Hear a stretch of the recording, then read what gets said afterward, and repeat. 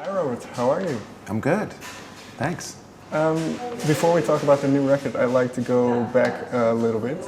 Do you recall the first record that you ever bought? Yeah, the first record I ever bought was a 45, and I bought it when I lived in Munich, Germany with my parents when my dad was in the army, and we went to the PX, which is, you know, the post exchange, and I bought a single by a group called the Jarmels, and that song was called A Little Bit of Soap. What kind of music was it? It was pop soul, yeah. And well, you mentioned, how long did you spend in Munich? 2.5 years. Was there a significant musical impression or not yet? Well, there was a significant impression, but it was through my parents playing records all the time, because that's what we did most of the time, being on the military base.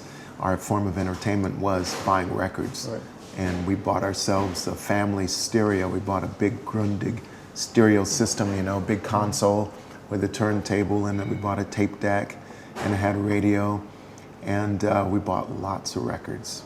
So a couple that stand out for you, maybe one or two that really stood out for you? Well, I mean, outside of the record that I loved, you know, my parents bought, you know, the Ray Charles albums of the day, and there was Sam Cooke, and there was Bobby Blue Bland, and there was Jackie Wilson, and on Sundays my dad would play gospel music. So. Yeah.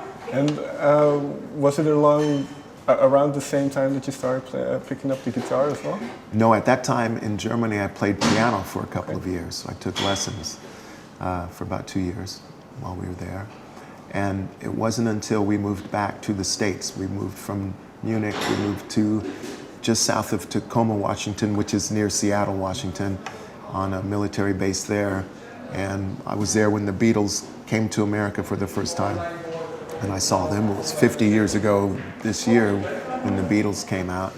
And it was a few years after that was when I got my first guitar. And I wanted to be a Beatle.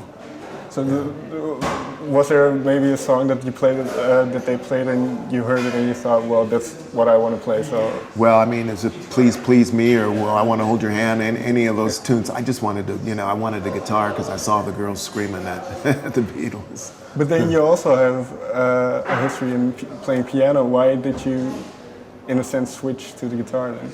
Well, because the guitar was the thing.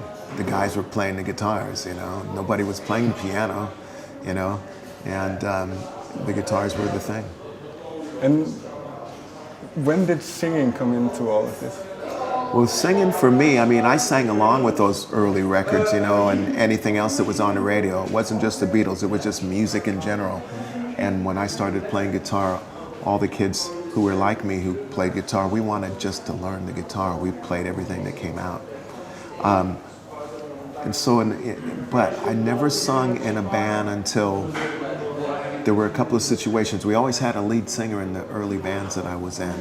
And there were 2 situations over the years where I wound up having to sing at auditions because our lead singer quit right before the audition. So what did this do to you? Because you're about to go on. It scared the heck out of me, you know. And you know, to this day, I mean, it's still there, not as bad as it used to be. And then I sang full time when we started the Cray Band in 1974. In those early days, I could not speak to the audience. Richard Cousins, our bass player, had to do all the speaking to the audience and announce all the songs. Why not? I just couldn't. It's just not me. Is it a sense of shyness or? Yeah, it's that. Yeah. Okay, and then so he'd do the introduction for the song. He would introduce the songs, and then we'd play them. But then when you would sing a song, would that shyness disappear? I'd keep my eyes closed and sing the song. Okay. Yeah. But I imagine you must have grown more comfortable over the years. It's getting better. Yeah. But well, you know, it's not like it was. I mean, I speak to the audience now. I mean, and crack a few jokes, and that's been more recently now, you know. But yeah, it's you know, I'm starting to feel a little bit more comfortable on stage with, and it's with me, you know. So.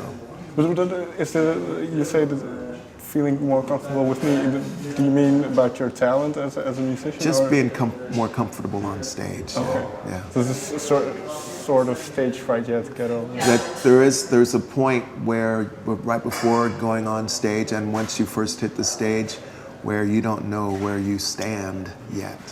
Right. You know, you're always like there's always this little bit of self-doubt, you know, and this unsureness until you go out on the stage and you find your feet firmly planted and you see what your voice is capable of at this moment, you know, and find your range and see what you have to work with tonight. You know, that's how it is for me. But did your singing then come as naturally to you as the guitar playing did? Well, it's a work in progress. It's always, you know, I'm always finding, you know, different things that I can and cannot do. You know, it's always, you know, it's constant. But how do you develop further then? Is it listening to other musicians? Is it vocal training or? I haven't done any vocal training. It's from listening to other musicians, other singers, and taking a chance. Trying to hear things, you know. What do you look for then? What are you trying to hear? What am I trying to hear? I'm trying to, well, first of all, being in the moment with the song. And, you know, it's not so much about what you can and cannot do as it is the delivery of the story, you know. That's the most important thing. And I think that if there's any exciting points in the song vocally, it has to add to the story, you know. Okay. Well, you mentioned the first gigs. At what point did you realize or think to yourself, hey, maybe I can do this as a profession? Because I seem to remember that you wanted to be an architect at first. Well, you know, that story is out about me being an architect, but that's like junior high school, you know, and I took, you know, mechanical drawing, and I thought it was great. I took it for like one semester, you know, one term, but I was also playing guitar at the same time. And the thing is when I started playing guitar, when I first got a guitar, I was always playing guitar, you know. I just never quit. I went from a succession of garage, you know, bands that never played any gigs, or maybe some that played 2 or 3 gigs, all up until we started the Robert Cray Band. So there was never any moment where I said I was going to. I just never stopped. So it's always to pursue music was always there. Always pursuing, always wanting to play, and it wasn't until in 1974 where we started the Cray Band that we made a move to leave where we were in Tacoma, Washington, to go down to Eugene, Oregon, 100 and something miles, 200, maybe 200 miles away, down south, to start the Robert Cray Band. But, you know, Richard and I had already been in a band together with a couple other guys, you know, and that band broke up. It wasn't doing much, so Richard said, man, I got a drummer friend down there in Oregon, man, let's go down there and start a band. I said, okay, let's go. We were 19 and 20 years old, you know. At this point, what did you expect of being a professional musician, and what did you expect of the music industry? Well, I wasn't even thinking about the music industry at that particular time. We were just thinking about getting gigs so that we could eat.